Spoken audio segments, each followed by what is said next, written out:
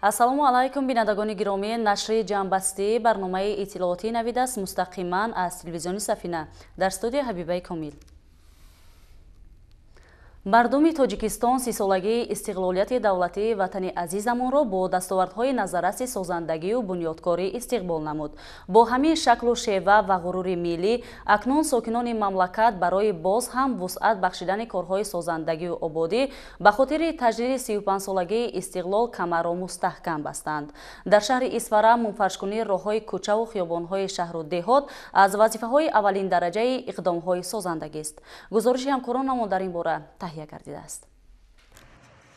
дар пайравӣ аз амалҳои созандаи асосгузори сулҳу ваҳдати миллӣ пешвои миллат президенти ҷумҳурии Тоҷикистон муҳтарам Эмомалӣ Раҳмон дар доираи нақшачорибиниҳои ба 35-солагии истиқлолияти давлатии ҷумҳурии Тоҷикистон мардуми созандаи ободкори шаҳру деҳоти Исфара ба вусъати корҳои ободонию созандагӣ камари ҳиммат бастанд. дар ин раванд сокинони шаҳри Исфара бо амалишавии иқдомҳои созандаву ободкорона ба яке аз шаҳрҳои зебову хуррам ва шукуфои кишвар табдил меёбад. бунёди иншооти таъиноташ гуногун, тарҳи нави кӯчаву хиёбонҳо шаҳри бостониро боз ҳам зебову мунаввар менамояд. дар ин радиф таъмиру мунфаршкунии кӯчаҳои шаҳри Исфара бо маром идома дорад. дар тавозуни муассисаи давлатии нигоҳдории роҳҳои автомобилгарди шаҳри Исфара 279 километр роҳҳо мавҷуд мебошанд ки ҳамаи роҳҳо таъмири ҷорӣ гузаронида истодааст. корҳои ободонии созандагӣ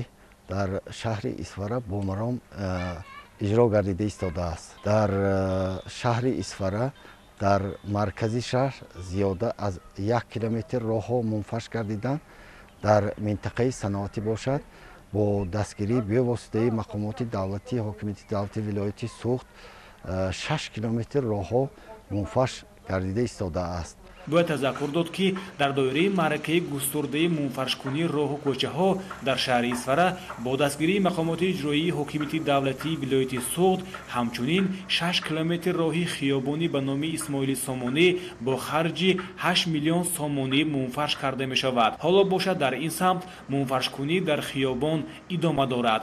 сокинони шаҳри Исфара аз ин иқдомоти созандаи мақомоти иҷроии ҳокимияти давлатии вилояти Суғд истиқболи гарм намуда шурӯъ шудани раванди таъмиру азнавсозии роҳҳоро нишони сарҷамъиву якдигарфаҳмӣ ва устувории сулҳу субот дар ҷомеа ва якмаромии сохторҳои давлативу ҷомеаи шаҳрвандӣ дар самти ободу зебо гардонидани диёри маҳбуб арзёбӣ менамоянд. фармоишгари корҳо мақомоти иҷроии ҳокимияти давлатии вилояти Суғд буда пудратчии роҳ ҷамъияти дорои масъулияташ маҳдуди ваҳдат 2017-ии шаҳри Хуҷанд ва муассисаи назорати давлатии истифодабарии роҳҳои автомобилгарди шаҳри Исфара мебошад.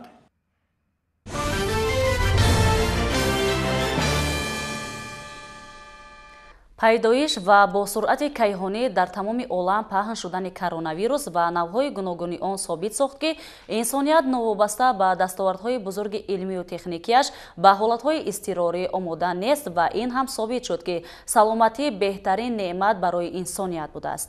ҳамин омилҳо сабаб шуданд ки имсол рӯзи умумиҷаҳонии тандурустӣ дар саросари ҷаҳон ба таври махсус таҷдид карда шавад. дар Тоҷикистон ба муносибати ин сана рӯзи 7 апрел дар ҳамаи минтақаҳо ташхису маслиҳату табобатҳои ройгони тиббӣ ба роҳ монда шуд. ҳамчунин донишгоҳи давлатии тиббии Тоҷикистон ба номи Абуалӣ ибни Сино дар якҷоягӣ бо Вазорати тандурустӣ ва ҳифзи иҷтимоии аҳолии ҷумҳурии Тоҷикистон ва Созмони умумиҷаҳонии тандурустӣ вобаста ба тарғиби тарзи ҳаёти солим аксияи сайёраи мо саломатии моро ташкил намуданд.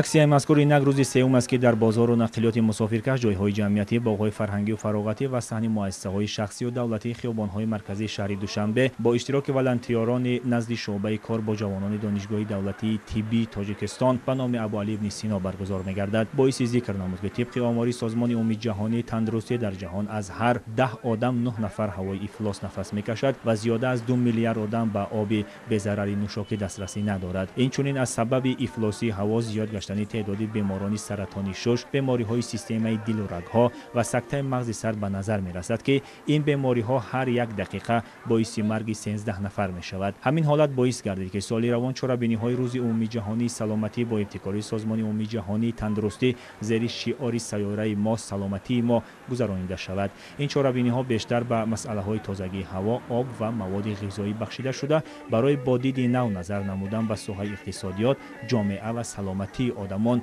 روانه گردیده است.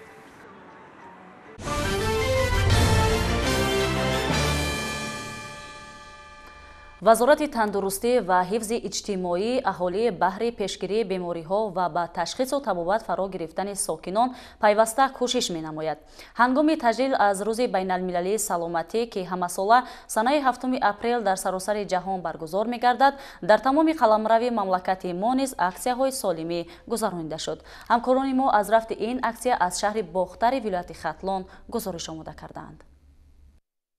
солимии сайёра саломатии мо таҳти ҳамин унвон дар маркази вилояти хатлон шаҳри бохтар рӯзи байналмилалии саломатӣ ташкилу гузаронида шуд. иқдоми мазкур бо ташаббуси раёсати тандурустии вилоят рӯи кор омада барои дастрасии саривақтии беморону дармондагон ба ташхису муоинаи тиббӣ имконияти фарохтарро фароҳам овард. чун имрӯз табибон дар саҳни маркази саломатии шаҳри бохтар гӯшаҳои шуъбаи худро ташкил кардаю сокинонеро ки барои ташхису муоина омаданд қабул ва бо ишон машварат намуданд. در تمام مؤسسه‌های دولتی اوید با قبول بیماران یعنی برای گذراندن تشخیص معاینه و گذراندن عملیات ها طریق رایگان خدمت رسانی کرده می شود. در مرکز سلامتی این چاره‌بینی از طرف کارمندان ریاست تندرستی ما برگزار گشته ایستاده است و برای سطح و صفتی باز هم خوبتر خدمت رسانی کردن به اهالی شهر ما امروز آماده هستیم که از همه امکانیت‌هایمان استفاده بریم. با گفتن مسئولین جهت پیشگیری بیماری‌شوی اهالی در دایره این چاره‌بینی در تمام مؤسسه‌های طبی شهر و نواحی ولایت از جانب متخصصان بلندپایه ساحه‌های گوناگون طب مشورت، معاینه و دیگر کارهای تشخیصی به طور رایگان انجام داده شد. همین است که ساکنان شهر باختر هم در این روز امکان پیدا کردند از مشورت و تشخیص رایگان متخصصان صاحب تجربه بهره‌مند گردند. در این روز همچنین معاون رئیس ولایت ختلان و سردار ریاست تندرستی شرکت ورزیده و با بیماران صحبت انجام دادند و به طبیبان بهر شماره هرچه زیادتر مراجعت کنندگان را قبول و تشخیص کردن دستور و سفارش‌ها دادند تا بیماران حاجات خود را توانند در روز بین‌المللی سلامتی برآورده سازند.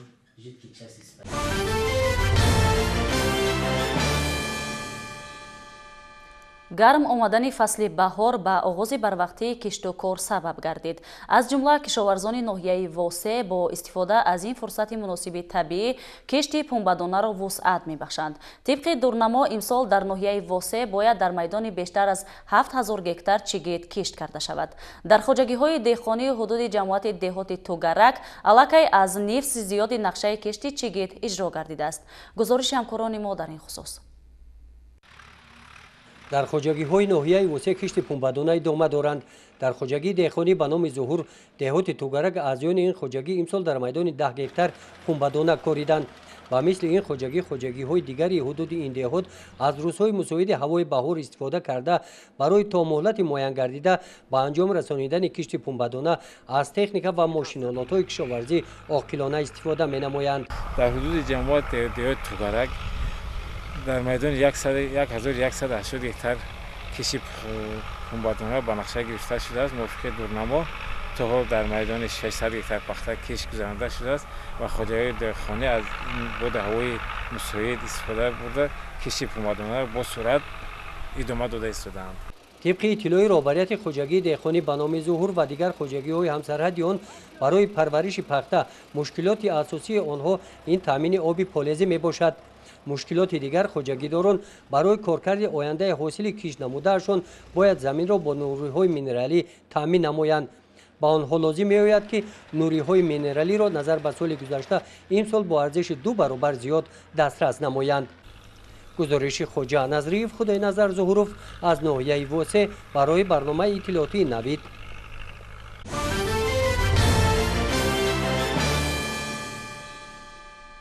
хоҷагиҳои деҳқонию инфиродӣ ва кооперативҳои тиҷоратие ки дар ихтиёри худ заминҳои кӯрами обӣ доранд, бештар ба кишту парвариши пахта машғул мебошанд. Кооперативи тиҷоратии тухмипарварии ба номи Мир Саид Али Ҳамадонӣ дар шаҳри Кӯлоб низ сол то сол майдони кишти ин намуди зироятро васеъ менамояд. Инчунин дигар хоҷагиҳоро бо тухмиҳои хушсифати ба шароити иқлими минтақа мутобиқ таъмин менамояд. ҳамкорони минтақавии мо мавзӯъро идома медиҳад. яке аз хоҷагиҳои калонтарин дар минтақаи Кӯлоб, кооперативи тиҷоратии тухмипарварии ба номи Мир Саид Алии Ҳамадонӣ дар шаҳри Кӯлоб ба кишти пахта оғоз намуд. хоҷагии мазкур ҳамасола беш аз 30% нақшаи дурнамои пахтаи шаҳрро истеҳсол менамояд. мувофиқи нақшаи дурнамо, кооперативи тиҷоратии мо 800 гектар дар зимма дорад. мо ҳозир муддати як ҳафта мешавад ки кишту корро гузаронда рафта истодаем. то имрӯз дар майдони 350 гектар кишти пахтара гузарондем. тамоми намуди техника сафарбар шуда шабонарӯзӣ кор карда истодааст. мо боварӣ дорем ки дар муддати кӯтоҳ нақшаи дурнаморо ба иҷро мерасонем. дар кооперативи тиҷоратӣ бо ҷалби олимони соҳаи кишоварзӣ ва мутахассисони соҳа навъҳои беҳтарини тухмиҳои ба шароити иқлими минтақа омода карда мешавад. ҳосилнокии тухмиҳо баланд буда дар ҳолати коркарди саривақтӣ ва риояи қоидаҳои агротехникӣ ҳосили дилхоҳ ба даст овардан имкон дорад. имсол низ чанд навъи тухмиҳо омода карда шуданд. кооперативи тиҷоратии Саид Али Ҳамадонӣ ноҳияи Кӯлоб ҳамчун хоҷагии тухмипарварӣ ба ҳисоб рафта зиёда аз 4 намуд тухмиҳои маҳаллии хидмон кишт мекунанд. аз он ҷумла сорбон, ирам, орёӣ ва нави эдесаро кишт мегузаронем. ҳамчун хоҷагии тухмипарварӣ мо зиёда аз 400 тонн ҳозир дар анбори хоҷагӣ чигити тухмии хушсифат мувофиқи лабораторияи сифати тухмӣ гузарондагӣ шаҳодатномаи сертификати тухмӣ дорад. хоҷагиҳо метавонанд ки аз хоҷагии мо омада чигитҳои хушсифатро дастрас намуда кишти кори худро гузаронанд. айни замон дар ҳамаи заминҳои кӯрами обии кооперативи мазкур ки барои кишти пахта ҷудо карда шудааст, бо ҷалби техникаҳои кишоварзӣ кишт идома дорад. дар баъзе қитъаҳо ки намии замин камтар аст, баъди шинонидани пунба об дода мешавад. ширинҷон Сафарзода, Сайфиддин Исмоилов аз шаҳри Кӯлоб барои барномаи Навид.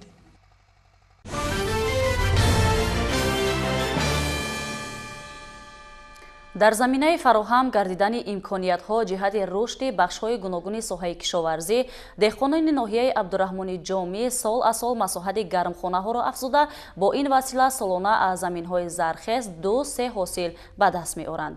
хоҷагии деҳқонии бобои Носир аз зумраи хоҷагиҳои дар самти сабзавоткории пешоҳанг арзёбӣ гардида, дар ин шабу рӯз деҳқонон ҳосили карам, қулфинай ва дигар навъи сабзавоту кабудиҳоро пешниҳоди сокинони мамлакат намуданд. ҳамкорони мо Хуршеди Абдуалим ва Фирӯзҷон Қурбонов дар ин бора гузориш омода карданд. иқлими мусоиди вилояти Хатлон имкон медиҳад ки дар баробари рушди соҳаи пахтакорӣ ҳамчунин барзгарону деҳқонон дар заминҳои ҳосилхези хоҷагиҳои деҳқонӣ ва қидаҳои наздиҳавлигӣ соҳаи сабзавоткориро рушду ривоҷ дода аз ин ҳисоб даромади хуб ба даст оранд. дар ин росто барзгарони ҷамоати деҳоти 50-солагии ноҳияи Абдурахмони Ҷомӣ ба кишту парвариши сабзавоти барвақтӣ дар таъмини бозорҳои ноҳия ва ҷумҳурӣ саҳми муносиб доранд. ба мисоли хоҷагии деҳқонии бобои Носир ки дар заминаи 7 гектар таъсис ёфта дар баробари пахтакорӣ навъҳои гуногуни сабзавотро низ кишту нигоҳубин мекунад. хоҷагӣ мо аз 2013 таъсис ёфта, ҳам гармхона, ҳам боғ, ҳам полезиҳо, ҳамаи намуди зироатҳоро мо кишт мекунем. ки нашқили шоҳиди шумо бодиринг, помидор, қаламфури булғорӣ ва бахусус қулфинайда кишт мекунем ки ба тариқаи гармхонаҳо, яъне ки 2 ҳосил гирифтан, 3 ҳосил гирифтан мумкин аст. 1 гектар замин мубоғ аст, баъд та 1 гектар ҳамаш теплицаҳои гармхонаҳои мавсимӣ ҳастанд. баъд боқимонда бо пахтарам кишт мекунем. 14 та саҳмдор дорем. ғайр аз 14 та саҳмдоре ки ҳаррӯза кор мекунам, боз ҳамин дар мавсимӣ вақте ки ғуну чиндаву корӯи мавсимида бо ҷалб мекунем. 5 та 10 та ҳар рӯз коргар дорем ки маоши хубшон метиҳем. хоҷагидорон бо назардошти талаботи рӯзафзуни бозори истеъмолӣ бо маҳсулоти хуштами серталабот дар як қисми гармхонаҳо парвариши қулфинаи барвақтиро ба роҳ монда ҳамакнун аз ҳосили заҳмати худ даромади хуб ба даст оварда истодаанд. Одатан тибқи таҷрибаи кишоварзон парвариш ва ба ҳосил даромадани қулфинай ба моҳҳои май рост меомад. Инак 2 сол боз бо истифода аз тавсияҳои деҳқонони асил хоҷагии бобои Носир парвариши қулфинайро дар шароити гармхона роҳандозӣ намуда шурӯъ аз нимаи дуюми моҳи январ ҳосили хушсифати онро пешкаши бозорҳои ноҳия ва пойтахти кишвар менамоянд. ин намуди клубника пешвақто клубникаи маҳаллӣ мегуфтанд будак ва содиротӣ набуд. моҳлати як 3-4 соата хча гум мекард барои бозорҳо барои маъракаҳо намешуд. ҳамин намуда Флорида Фортуна меган ин американский сорта ҳамин оварда коридем ки маҷо гирифта мебаранд. фақат кориданша бояд ки одам аҳамият биҳад ки эсни моҳи август сентябр корида мешавад. агар эсни баҳор бугӯй мекорум ҳозир коридиш ва ҳосила наметиявад. برای همین اساسی نازکیش همیه باید که ماه آگوست سپتامبر را کوریده شود که توازی را حاصل تیا. همین در بین 3 سال وزی با 30 سوتیق تا 40 سوتیق زمین ده ما هم گرمخانه‌های کلونیک داریم. маврид ба зикр аст ки деҳқонони хоҷагии мазкур дар баробари истифодаи самараноки заминҳои дар ихтиёр доштаашон ҳамчунин дар қидаҳои наздиҳавлигӣ ва заминҳои ёрирасон низ парвариши маҳсулоти барвақтиро ба роҳ монда сатҳи зиндагии худро беҳтар менамоянд. тибқи иттилоъ хоҷагидорони ҷамоати деҳоти 50-солагии ноҳияи абдурахмони ҷомӣ тавассути ба роҳ мондани кишту парвариши зироатҳои дар шароити гармхонаҳо соли 2 ҳосили дилхоҳ бардошта дар таъмини бозори истеъмолӣ саҳм мегузоранд.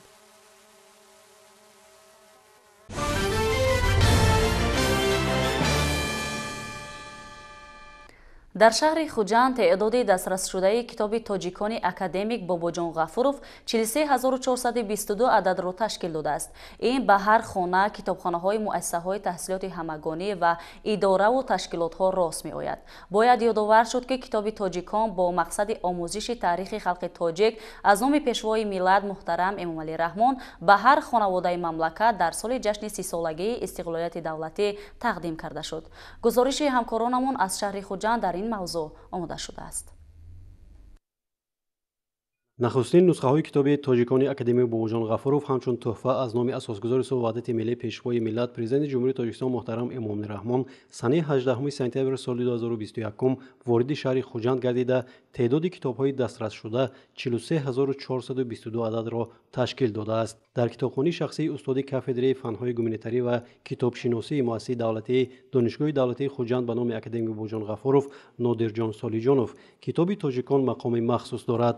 гарчанде мавсуф борҳо китоби мазкурро мутоила намудааст, дар вақтҳои хоригӣ ҳамроҳи набирагонаш ин китобро варақгардон кардаву оид ба мазмуну мундариҷа таърихи ниёгон ва корнамоиҳои фарзандони фарзонии миллат ёдовар мешавад.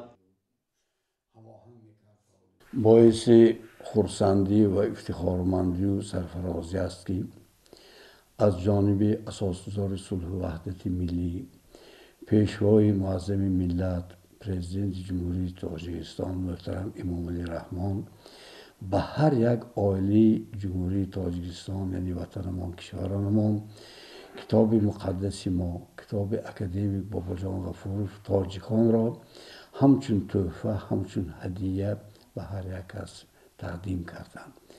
ин бори дигар аз он гувоҳӣ медиҳад ки президенти мамлакатамон пешвои муаззами миллат ба таърих ба гузаштагонамон арзгузорӣ карда хостанд ки дар ҳар як хонаи мо хонаи тоҷикистониён ин китоби муқаддас ҳамчун муқаддасот дар вуҷуд дошта бошад. китоби тоҷикон ки шиносномаи миллати тоҷик арзёбӣ гардидааст ба 22 кумитаи маҳаллаҳои шаҳри Хуҷанд тақсим ва дастраси сокинон шудааст. бояд қайд кард ки барои хонаводаи Солиҷоновҳо китоби тоҷикони аллома Бобоҷон Ғафуров ганҷинаи пурарзиш ва сарчашмаи муҳими омӯзишӣ буда равшангари саҳифаҳои таърихи миллати тоҷик мебошад. Нозирҷон Солиҷонов гарчанде дар мактаби русӣ таҳсил мекунад, баъд аз машғулиятҳо ҳамроҳи бобояш ба мутоилаи китоби тоҷикон машғул аст. من هر روز آبادی مکتب میبیم که وقتی خالیم شود به نزدیک بابام کتاب میخوانم. من هر خیلی کتاب را خواندگی بابایم این کتابی تاجیکان نقل میکنن. این کتاب را بابا جان غفورов نیستن. بنابر گفت نادرجان سالیجانوف، کتاب تاجیکان اکادمی باباجان غفورov سال 1979 در بخش شرقی نشریه با نفوذترین اتحاد سوویتی نауکا به چاپ رسیده دسترس تمام خلقیت‌های سابق اتحاد شوروی گردیده است که در آن سالها برای این دانش و جرأت بزرگ لازم بود. این کتاب با نام ملت، با نام خلق، یعنی با نام ملت تاجیک، با نام خلق تاجیک، یعنی تاجیکی با همین نام، با همین زیر همین سرلوحه از مسکو چاپ شده برآمد. سوم موفقیت این کتاب در آن است که آن با زبان روسی درج شد، اولین شده. برای آنکه با زبان روسی معناش در آن است که یعنی دسترسی تمام جمهوری های سابق SSR گردید. اگر 15 تا رسپوبلیکا یعنی جمهوری باشد همه شما دسترسی گردید، برای آنکه باید به زبان روسی نوشته شده است. مردم میگن به زبان روسی این کتاب خوانده، بار دیگر به تاریخ و تمدن جمهوری خلق تاجیک شناس شدن، آشنا گردیده. کتاب در حقیقت پر ارزش است. ارزش های فرهنگی ملی ما، ارزش های تاریخی ملی خلق تاجیک پر در این کتاب نشان داده شده است. بابا جان غفورov نشان داده توانستند که خلق تاجیک یکی از خلق های اساسی آسیای مرکزی به شمار می رود. در همین کتاب من ببینید که با فکت، دلیل، با رقم اثبات کردن که در حقیقت مردم تاجیک اهالی سکونت، اهالی اساسی آسیای مرکزی به حساب می رود. یادآور می شویم که تقدیم کتاب تاجیکان با مقصد آموزش تاریخ خلق تاجیک از نام پیشوای ملت به هر خانواده مملکت رایگان دسترس گردیده نسل امروز و آینده ملت را به آن هدایت می نماید که از گذشته سبق گرفته به مطالعه اثر پرارزش از تاریخ تمدن آفرین خود آگاه گردند، زیرا کتاب تاجیکان تربیتگر نسل امروز و آینده ساز ملت در روحیه خویشتن‌شناسی، افتخار ملی و پاس داشتن عنعنه‌های نیک نیاگان محسوب می‌یابد.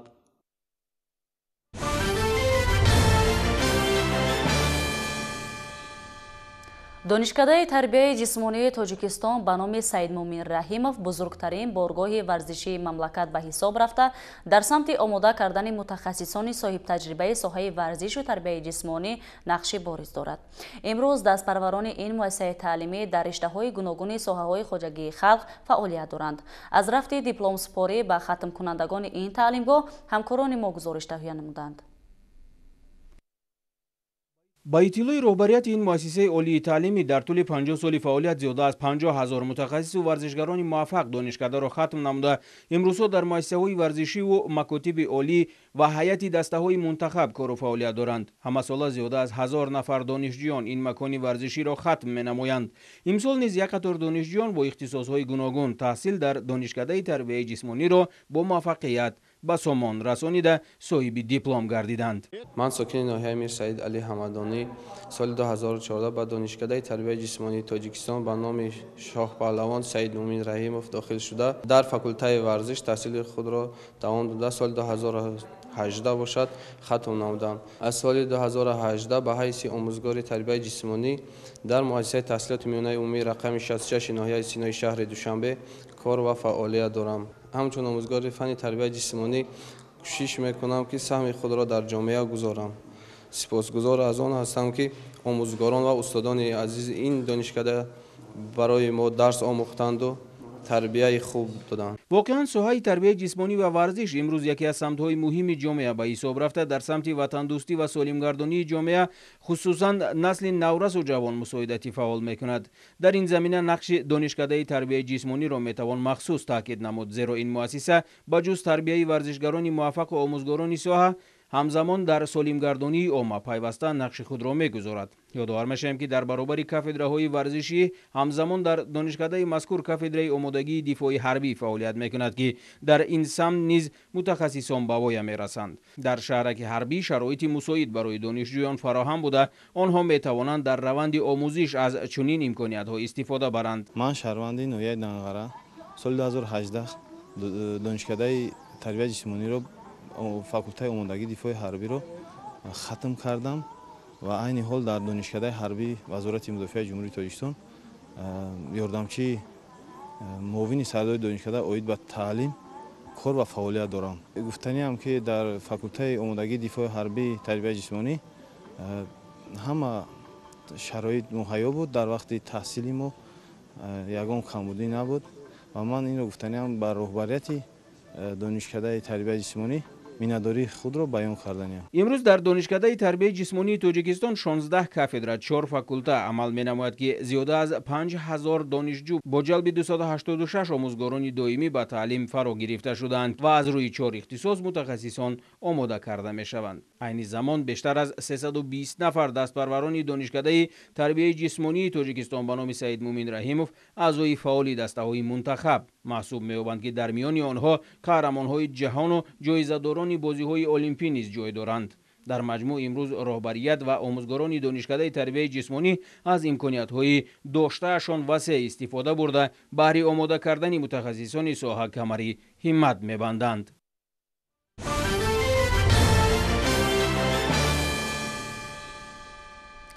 چند است که معرکه نهالشنانه در مرکز مأموری ولایت مختار کوهستانی بدخشان و نواحی ولایت اوج تازه داشته. در دایره این تدبیر مهم اکولوژی در باغ بوتانیکی شهر خاروغ و کوچه‌های مرکزی شهر روزهای استراحت صدها بیخ، نهال و بوته‌های گوناگون شنانیده شد. در این معرکه مهم رهبریت ولایت شهر خاروغ و ساکنان فعالانه اشتراک می‌نمایند. همکارانمان موضوع را ادامه می‌دهند. امروزها در شهر خاروغ در همکاری دست جمعانه کارمندان کارخانه و اداره‌ها و ساکنان سبز و خرم گردانیدن محیط اطراف ادامه دارد. چنین اقدام نیک در حدودهای علاهیده باغ بوتانیکی شهر خاروغ نیز راه اندازی گردید. باید گفت که باغ بوتانیکی شهر خاروغ یکی از موضع‌های خوشباد و هوا و با تراوت مرکزی ولایت میباشد. در اینجا باغی است که در بلندی‌های زیاده از 2500 متر از سطح بر قرار دارد و بارها برای گذرانیدن تجربه‌های پیشرفت ساحه باغداری و کشاورزی خدمت نموده است. امروز در اینجا درختان همیشه سبز شنانده شدند که باز تراوت این موضع را دوچند زیاد خواهد کرد. در این معرکه دست جمعانه نهال شنانه رئیس ولایت مختار کوهستان بدخشان و رئیس شهر خاروغ با اهل زحمت پسندان حضور داشتند. ما پارسال در حدود همین باغ در راه شورای باغ زیاده از 500 درخت شنونده بوده و 90% درختان نقض گرفتند و اول هم شما شاهد اول استید که فقط 5% این درختها خشک شدند. این از نگاه و بین از فعالیت کارمندان وابستگی دارد و در آینده من توصیه میدم که اون درختی که ما میشنونیم ما باید نسبت او چاره‌های عملی وابسته با اگرتکنیک پرورششون دیده برایم اون رو سر وقت آب مونیم، سر وقت اون رو غذا دیم، سر وقت اون رو باید نگاه و بین کنیم که من بعد کار دوباره را نکنیم. این درختان زیبا و با حشمت از کنج و کنور مملکت آورده شدند و نگاه و بین آنها مهمیت خاصه دارد. بیشتر این درختان از عائله سوزنبرگان بوده. اصلا امروزها در حدود خاروغ توجه بیشتر به درخت ارچه روانه کرده شده است. امروز که معرکه نهالشنانی در حدود ولایت آغاز گردیده است، از طرف کارمندان شعبه منطقوی بانک ملی تاجیکستان در شهر خاروغ نیز تصمیم گرفته شده است که در حدود باغ بوتانیکی زیاده از 120 عدد ارچه های نمودهای گوناگون شنانده شوند. هر یک انسان باید بهر سبز و خرم گردانیدن دیار خویششان همیشه سهم خود را گذارد. در آینده ارچه های شنانده شده از طرف کارمندان مرکز تعلیمی شعبه منطقوی بانک ملی تاجیکستان در شهر خاروغ نگاه و بین کرده شده. بار سرسبز و خرم گرداندن حدود مرکز سهم هر یک کارمند گذاشته می شود. و از تمام ساکنان شهر خاروغ، از تمام ساکنان ناحیه‌های ولایت مختار کوهستان بدخشان دعوت و عمل می‌آوریم که در گرد کارخانه‌های خود، در گرد هر یک مؤسسه باید نهال شنانند، گلشنانی کنند و تو وحدت و استقلالیت ما شهر خاروغ را، ولایت مختار کوهستان بدخشان را به یک گلزار تبدیل خواهیم کرد. در روزهای شنبه و یکشنبه در خاروغ بیش از 500 درخت همیشه سبز شنانده شده. این روند تا آخر موسم ادامه خواهد یافت.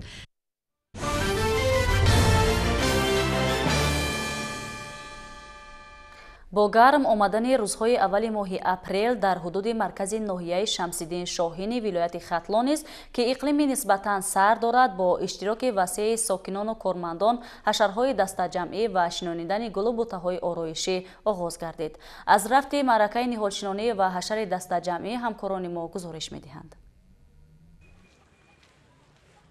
با مقصد برآموندن کارهای آبادانی و کبودیزارکنی محیط اطراف و دستگیری تشبث اساسگذار صلح و وحدت ملی پیشوای ملت پرزیدنت جمهوری تاجیکستان محترم امامعلی رحمان با اشتراک اهل زحمت و ضیا و کارمندان مقامات اجرایی حاکمیت دولتی ناحیه شمس‌الدین شاهین در زمینهای حدود پرچم دولتی ناحیه حشر نهالشنانی و کبودیزارکنی حدود باغ مذکور گذرانیده شد. وابسته با سرد آمدن زمستان امسال در این ناحیه بلندکوه اکنون کارهای آبادانی، سبزگردانی و شنیدن گل و بوته‌ها آغاز گردیده. در این کار شماره زیادی ساکنان و کارمندان مقامات محلی به هم آمدند. در موسم نهالشنانی امسال نیز در حدود و اطراف باغ پرچم دولتی مقدار زیادی نهال‌های همیشه سبز و گل و بوته‌های آرایشی و سایه‌افکن شنیده شد که قسمت زیادی کارهای نهالشنانی در نتیجه کوشش و زحمت‌های کارمندان مقامات اجرایی حاکمیت دولتی ناحیه طریق حشر در شنبگی‌های دسته‌جمعی عملی می‌شوند. در ناحیه شمس‌الدین شاهین 2,500 بیخ نهال‌های همیشه سبز آرایشی سایه‌افکن برای کبودیزارکنی تیرماه سال 2021 و بهار سال 2022 در نقشه شناخته شده است که این حال باشد بنابر سبب بارشات و برف زیاد در ناحیه شمس‌الدین شاهین ما علاقه کار را امروز سر کردیم. در مرکز ناحیه شمس‌الدین شاهین زیاده از 600 بیخ نهال‌های همیشه سبز آرایشی شناندیم و همچنین 4,500 گل‌های صدبرگ در مرکز ناحیه در نزد پرچم دولتی و نشان دولتی جمهوری تاجیکستان حشر عمومی کرده شده است که شنونده شدیم. طور اطلاع داده شد عین زمان در شفت باغ پرچم دولتی ناحیه کارهای ساختمانی نشان دولتی علاقه به انجام رسیده ایستاده است و مسئولین مقامات اجرایی حاکمیت دولتی ناحیه مقصد دارند که از حال حاضر سبز و خرمگردانی را برآمونده تا انجام کارهای ساختمانی میدان نشان دولتی را نیز پورا با گل و بوته‌های آرایشی و درختان سایه‌افکن زیبا نمایند. امروزها با تشبث مقامات اجرایی حاکمیت دولتی ناحیه با جلب صاحبکاران وطنی در مرکز ناحیه ساختمانی میدان نشان دولتی با مرام ادامه دارد. مساحت میدان باغ نشان دولتی و پرچم باشد 1.05 گکتار را تشکیل می‌دهد. این زمان باشد در میدان باغ نشان دولتی کارهای آبادانی و سازندگی رفته ایستاده است. روزهای نزدیک تصمیم داریم که کارهای چراغانکنی و روشننمایی را به اتمام رسانده میدان را پورا آماده نماییم. تاکید کرده شد که برای سرسبز و خرم و آباد و زیبا نگاه داشتن محیط زیست هر یک نفر مسئول می باشد و ساکنان ناحیه تصمیم دارند که چون هر وقت در موسم امسال نهالشنانی نیز فعالانه اشتراک نموده در آبادانی و خرمگردانی مرکز ناحیه و جماعت و دهات حدود ناحیه سهم ارزنده گذارند. طبق نقشه مقامات محلی روزهای بعدی با اشتراک اهل زحمت و ضیای ناحیه کارهای آبادانی و سبزگردانی در شهرهای بین المللی که از حدود ناحیه شمس‌الدین شاهین می‌گذرد راه اندازی می‌گردد.